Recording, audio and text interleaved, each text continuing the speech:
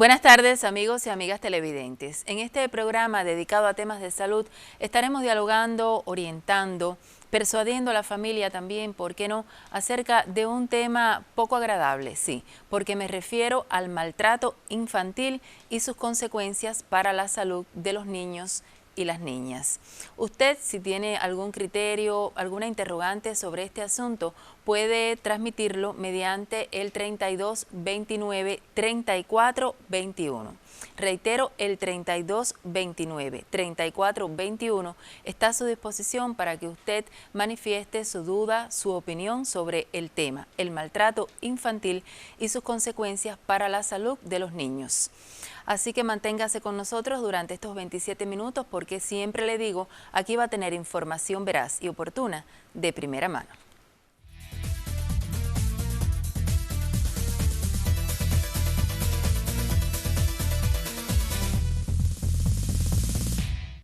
Y es un placer tener nuevamente en nuestro programa a la doctora Arianna Sugrañez, quien es especialista de terapia intensiva pediátrica. Buenas tardes.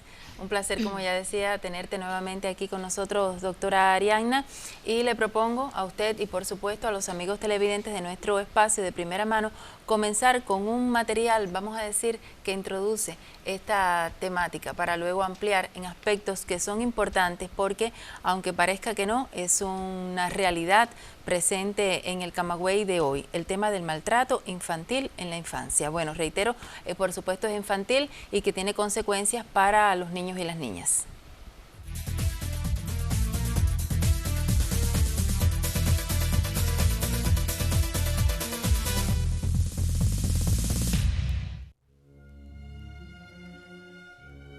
El síndrome de niño maltratado se define como toda forma de violencia, perjuicio o abuso físico o mental, descuido o trato negligente, mientras el niño se encuentra bajo el cuidado de sus padres, de un tutor o de cualquier otra persona en función de su superioridad física o intelectual.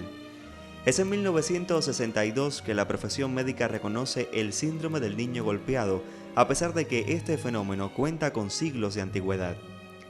Si un menor de 5 años presenta múltiples fracturas, debemos pensar en la posibilidad del síndrome de niño maltratado, pues el 85% de las fracturas accidentales ocurren después de esa edad y en más del 80% de los casos son únicas y no múltiples.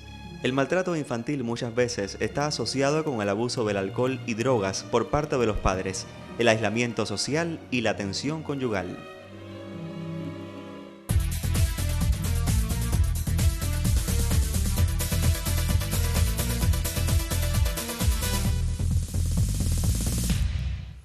Doctora Arianna, bueno, este material introduce el asunto. Yo decía en la presentación que es un tema poco agradable porque no quisiéramos admitir que existe el maltrato infantil en nuestra realidad, en nuestro Camagüey, pero existe.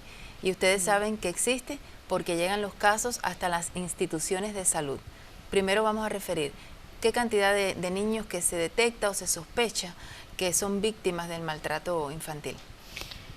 A ver, a las instituciones de salud llegan los niños maltratados en diferentes medidas. Es una estadística a veces un poco vulnerable de tener sesgos en la información, porque hay muchas veces que no se refiere como maltrato, ¿no? Y es que el maltrato infantil tiene una amplia gama.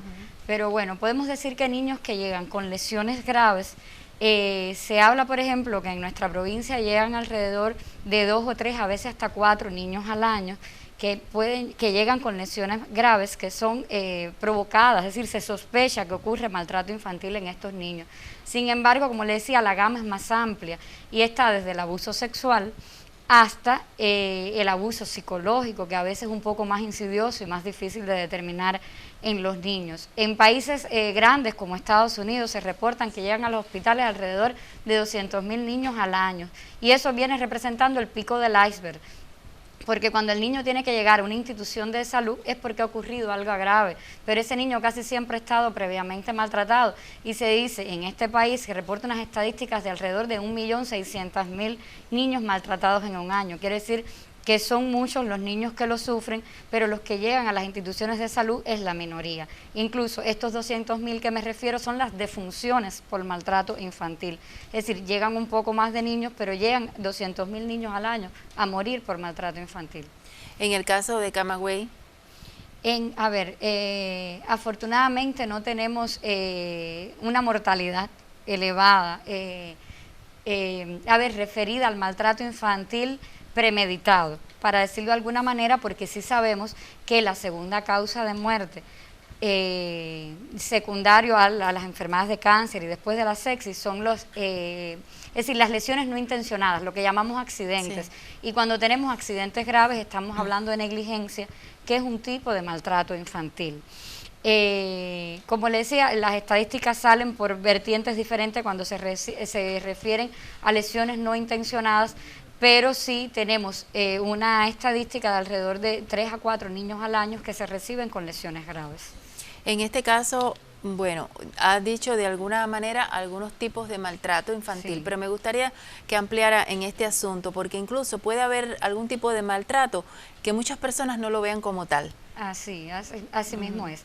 A ver, la Organización Mundial de la Salud en el 2020 definió al maltrato infantil como todo tipo de abuso o negligencia o abandono a menores de 18 años, de manera general. ¿Qué pasa? Que se describen 5 tipos fundamentales. El maltrato físico, que es el más evidente, que es el niño que es golpeado, que es herido con armas blancas, con armas de fuego, que es quemado. Muchas veces las quemaduras de cigarros se ven en el niño maltratado. El niño, ahí incluye el síndrome del niño sacudido, que es el niño que los padres para calmarlo lo sacuden y mientras más pequeña es la edad del bebé, pues más consecuencias estas sacudidas pueden provocar en el organismo y pueden provocar lesiones graves que pongan riesgo para la vida del niño. Es decir, este maltrato físico es el que más evidente, el que más se ve. Tenemos también el maltrato sexual, que va desde los abusos lascivos hasta exponer al niño a material publicitario o no que tenga que ver con la sexualidad que no está correspondiente con su edad, como por ejemplo la pornografía. Tenemos el maltrato médico. El maltrato médico es cuando llevamos a un niño a una institución de salud y omitimos las causas y los síntomas que tiene el niño, lo cual lo puede llevar a que no se diagnostique adecuadamente y a traer serias lesiones por precisamente no diagnosticar, sino poder tratarse adecuadamente.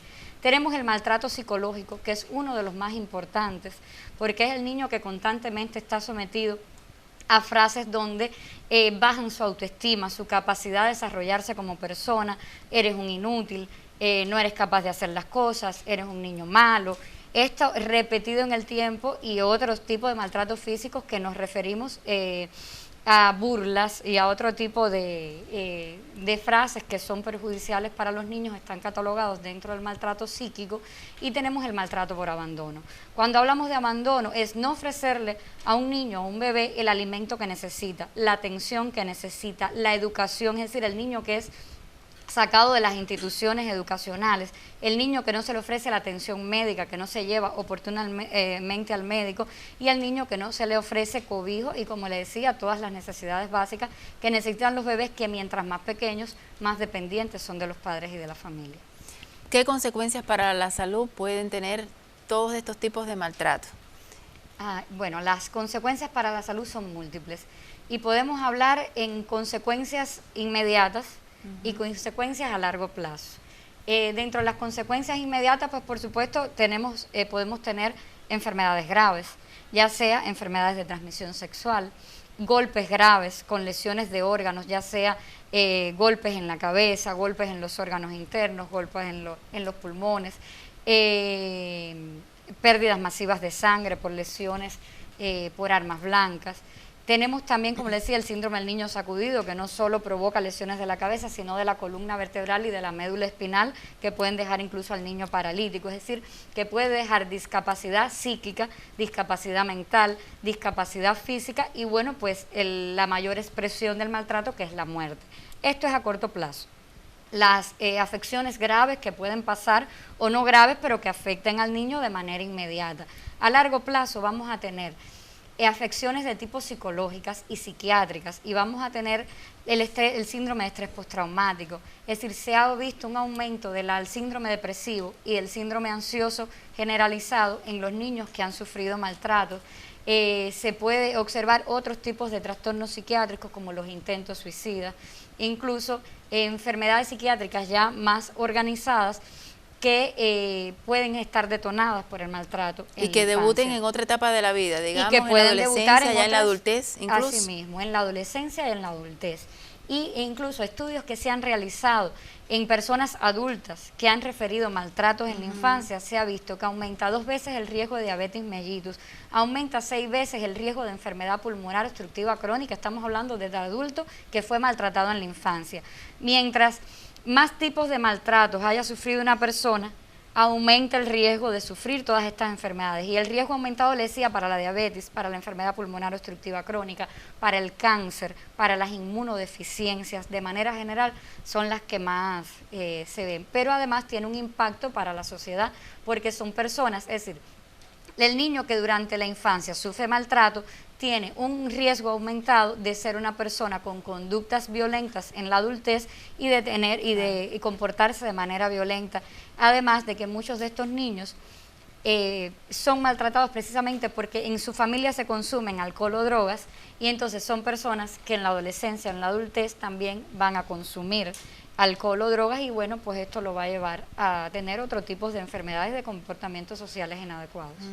Seguimos con el tema, doctora. Ahora lo hacemos a través de un material que llama también a esa conciencia por parte de la familia en sentido general para proteger a nuestros niños y a nuestras niñas. Le recuerdo a usted, amigo televidente, que puede comunicarse con nuestro colectivo de primera mano mediante el 32 29 34 21.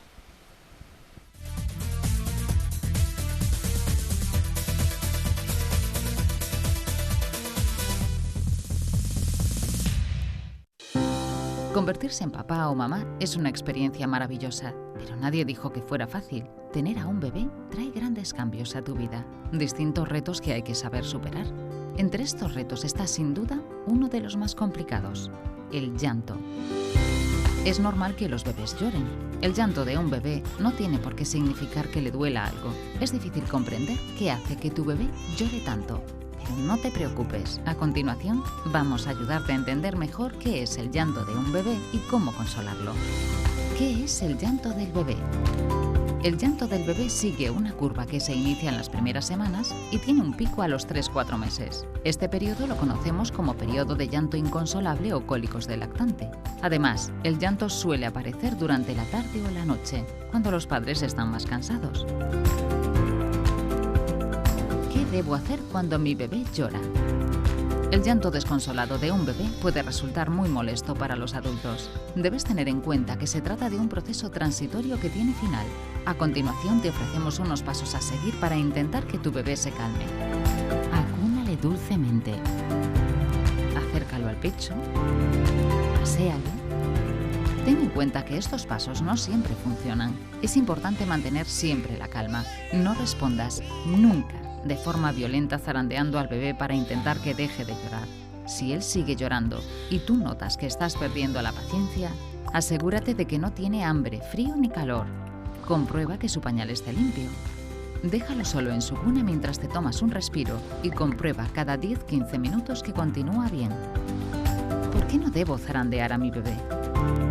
Zarandear a un bebé puede tener consecuencias fatales. Cuando un bebé es sacudido violentamente, su cabeza se mueve bruscamente hacia adelante y hacia atrás, empujando su frágil cerebro contra el cráneo. Esto puede provocar graves lesiones cerebrales, problemas de visión, fracturas costales, asfixia o incluso la muerte. Es lo que se conoce como síndrome del niño zarandeado y, por desgracia, es más frecuente de lo que parece. Ahora ya sabes las graves consecuencias que puede tener zarandear a un bebé. Recuerda mantener siempre la calma y que nunca debes zarandear al niño para hacerle callar. Ningún niño se muere por llorar, pero sí por ser zarandeado.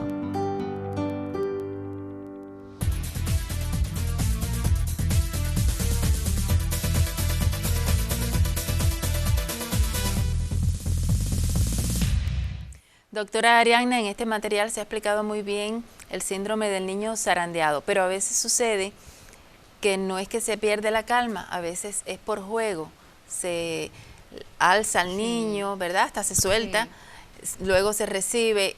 Tampoco eso debe hacerse. Es un juego muy común, que los padres lancen al niño, sobre todo los hombres, ¿no? Sí. Lanzan al bebé y lo vuelven a recibir, a veces muy alto, ¿no? Realmente eso no se debe hacer por lo que explicaba. La cabeza del niño es muy grande con respecto al cuerpo y tiende a moverse y el cerebro choca contra las paredes del cráneo y se puede inflamar, además de lo que le explicaba de las lesiones de la columna vertebral y la médula espinal, que el niño, aún sin recibir fractura de la columna, es capaz de tener lesiones en la médula espinal y comprometer la función motora de las manos y de las piernas. Entonces, esos juegos deben evitarse. Incluso problemas de visión también. De visión, cómo no. Puede haber hemorragias de la retina, y le digo sobre todo de las funciones centrales que tienen que ver con la visión y con todo lo demás. Como bien decía el material, hasta asfixia, porque todo lo que regula lo que hace nuestro organismo está en el cerebro. Entonces, cuando se lesionan los centros fundamentales de la respiración y la circulación, pues el niño puede sufrir parada cardiorrespiratoria, asfixia, apnea, puede sufrir, es decir, apnea es cuando dejan de respirar y entonces provocar lesiones. A veces, ya le digo, a veces los padres lo hacen sin mala intención, pero pueden provocar lesiones en el niño también. Y bueno, el consejo que no perder la calma. No perder la calma, es importante. Cuesta trabajo, pero no se puede perder. Además, como bien dice el material, eso no va a solucionar el problema. No va a ser la solución y se va a traer daños para el niño. Daños lamentables realmente para el niño. Bueno, hablábamos antes de este material y de ocuparnos un poco más acerca con este tema del síndrome del niño zarandeado, del maltrato en sentido general. Hablábamos anteriormente. Ya cuando llega a la institución de salud, dígase de la atención primaria o de los hospitales, por ejemplo, donde usted labora, ya las consecuencias son más palpables, son más visibles, ¿verdad? Y hay una clara sospecha, si no se dice directamente, que me imagino no siempre se diga por parte de la persona que acude con el niño reclamando o necesitando un servicio de salud, pues es una sospecha. En el caso de la institución de salud, ¿qué sucede desde el punto de vista legal ante este problema y qué aconseja usted desde la comunidad en torno a qué hacer cuando se sospecha que en una familia, en un hogar, un niño o varios niños son víctimas del maltrato? A ver, ese es un tema muy interesante. Primero, como decíamos, los niños que llegan a las instituciones de salud son el pico del iceberg. Son los niños que ya llegaron al límite y llegaron a tener lesiones físicas graves que llegaron a la institución de salud. Bueno, pues siempre que se sospeche, ya sea en el cuerpo de guardia del policlínico, en el consultorio del médico de la familia, en los hospitales provinciales, que un niño ha sido maltratado, hay que denunciarlo a las instituciones policiales.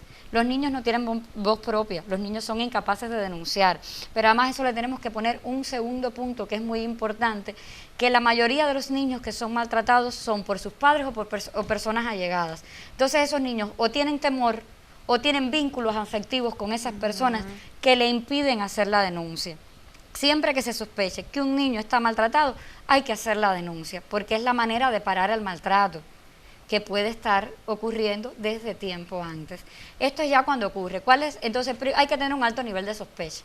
¿Cómo sospechamos? Bueno, pues cuando tenemos moretones inexplicables, un niño que ha ido a cuerpo de guardia en múltiples ocasiones porque ha sufrido accidentes inexplicables. Bueno, pues un niño se puede caer una vez y tener un accidente, pero cuando eso se hace de manera reiterativa. Cuando los accidentes no se corresponden con la edad del niño, hay que sospechar que pasó algo, porque hay accidentes que van ocurriendo por la edad. Es normal que un niño de 1 año caiga de una escalera que le está subiendo por la edad, pero no es normal que caiga un bebé más pequeño. Entonces siempre hay que sospechar que hubo negligencia, que hubo maltrato, y eso hay que denunciarlo. Pero la polémica más importante es a nivel de la comunidad, donde está la mayor parte de los niños. Y uno tiene que tener un alto nivel de sospecha para poder diagnosticarlo. La Organización Mundial de la Salud se propuso esto, disminuir el maltrato infantil, pero tiene que partir de las instituciones de salud y de la comunidad. Y en la comunidad, ¿cómo lo sabemos? Hay cambios en el comportamiento. El niño se aísla. Cuando ocurre un evento agudo de maltrato, el niño casi siempre se aísla, deja de jugar con los amiguitos, no quiere ir a la escuela, no quiere estar con otras personas. Hay cambios en el rendimiento escolar. hay cambios en el comportamiento, pueden aparecer comportamientos violentos y bueno, pues en niños físicamente podemos ver quemaduras, moretones, más frecuentes de lo que debían ocurrir normalmente en un niño que juega y que puede sufrir caídas como todos los niños caen normalmente. Entonces, estos cambios de conducta. En el caso de la comunidad, lo que escuchamos, los padres que gritan a los niños mucho, los padres que tienen es decir, un lenguaje ofensivo contra los hijos, y esto es reiterado, o cuando sospechamos que los niños no están siendo adecuadamente tratados, hablamos del maltrato por abandono, que los niños no están siendo alimentados, que los niños no están siendo cuidados como deben ser, hay que denunciarlo. Las instituciones sociales, las organizaciones sociales, pues por supuesto, siempre nos pueden ayudar y pueden orientar cómo llegar a la denuncia, porque hay que cuidar el bienestar de los niños, que como le decía, no tiene voz propia. Nosotros tenemos que convertirnos en la voz de esos pequeños que no pueden ir solos a decir lo que está pasando. La actitud casi siempre es, no me quiero meter en problemas, pero hay que cuidar. Los niños son nuestra sociedad, son nuestro futuro. De la comunidad depende cómo van a ser esos niños, y el coste económico y el coste social es alto. Entonces lo tenemos que cuidar. Doctora, yo quiero pedirle ahora a usted que ponga algunos ejemplos de lo que ha vivido allí donde usted trabaja, que es en el Hospital Pediátrico Eduardo Agramonte Piña, por supuesto, respetando, conservando la identidad de los casos que se han tratado allí, pero aunque parezca un poco duro, un poco difícil hablar de estos términos, pero es que son parte de la realidad, y el objetivo es que se eviten, como decía usted, desde la comunidad, no que ya lleguen esos niños o esas niñas hasta los servicios de salud y tengan ustedes que tratarlos incluso en las terapias intensivas. Quisiera que pudiera hacer alusión a algunos casos para que las personas entiendan que es una realidad. A ver, como le decía, el maltrato físico es el más evidente, es el que más nosotros recibimos como institución de salud, ya sea por golpes, golpes fuertes, no solo zarandear, golpes ofrecidos con las manos, con los puños, con objetos contundentes. Hemos tenido niños que desgraciadamente han fallecido y la población lo conoce, ¿no? Ya realmente hace años que no tenemos, pero se han ocurrido por armas blancas, es decir, heridas por armas blancas infligidas directamente. Es muy común que a veces en las discusiones familiares el niño quede interpuesto en el medio de lo que está pasando entre los padres. Eso es una de las cosas que más comúnmente ocurre, y entonces el niño es el que recibe, que no se puede defender y que es usado de escudo, es el que recibe las lesiones físicas que van dirigidas a otra persona. Hemos tenido así niños que han atacado a la madre y han tratado de defenderla y han salido heridos también. Ya le decía, niños que le han ejercido golpe físico directamente, que desgraciadamente es lo que más lo que más nos gusta como sociedad, no nos gusta ver que sea un padre o un familiar cercano capaz de golpear a su hijo, pero es que realmente se ocurre, y cuando lo sospechamos lo tenemos que decir, porque ese bebé, es decir, el golpe que viene atrás puede ser peor y puede ser fatal para el niño. Tendemos también al abuso sexual. No es poco común que lleguen niños. El abuso sexual no solamente tiene que ser infligido por los padres, puede ser por personas cercanas y conocidas, y entonces hay que estar pendiente de los niños, de nuestros hijos, de la ropa manchada de sangre, de los cambios de comportamiento, del aislamiento. Eso es importante. Y bueno, pues el servicio de salud mental recibe muchos niños que ya llegan entonces con trastornos de la alimentación, con trastornos. Cuando me refiero a los trastornos de la alimentación, hablamos de bulimia, trastorno del atracón, anorexia, ese tipo de trastornos que tienen que ver con la alimentación, depresión, como le decía, depresión, ansiedad, y son niños que han sido víctimas de maltrato infantil y lo sabemos tardíamente. Es una de las maneras también de tenerlo. Y yo creo que un aspecto muy importante que no podemos olvidar es a los niños que ocultan las cosas cuando llegan al hospital. Es una forma de maltrato, es el maltrato médico. Si el niño le ofrecí cocimiento y no debía, ya se lo ofrecí, lo tengo que decir, porque si no el médico no puede saber que tiene el niño y no lo puede tratar. Eso es importante. Si el niño se cayó, aunque yo tema lo que me pueda pasar, yo tengo que decir que se cayó y de dónde se cayó, porque a veces entonces se oculta y no se puede diagnosticar al paciente, y eso al final es un perjurio para el paciente, y es importante tenerlo en cuenta. Este mensaje que va a dar un niño ahora creo que es muy importante como cierre de este tema. Veamos.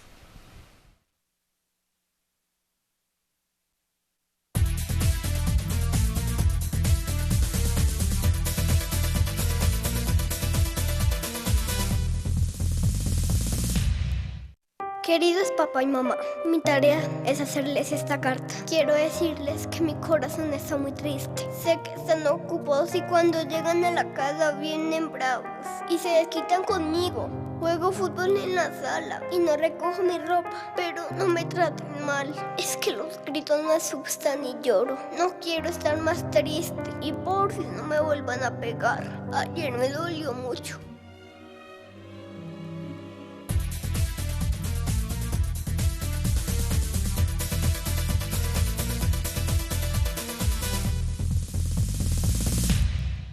Y se comunicaron con nosotros Juana María del reparto Juanito. Le preocupa el maltrato verbal, doctora, que es muy frecuente en zonas cerca de su casa, dice ella.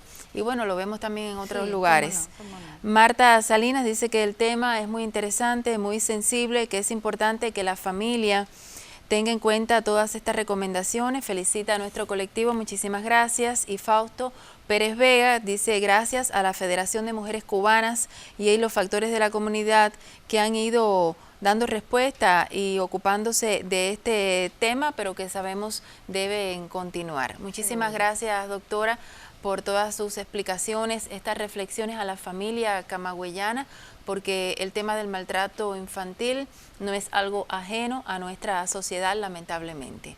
La esperamos en otra oportunidad, con otro tema, como ha hecho en otros momentos, y nosotros, por supuesto, a ustedes también. Nos vemos el próximo miércoles en vivo a las 4:30 por Televisión Camagüey, porque les garantizo que en este programa siempre van a tener información veraz y oportuna de primera mano.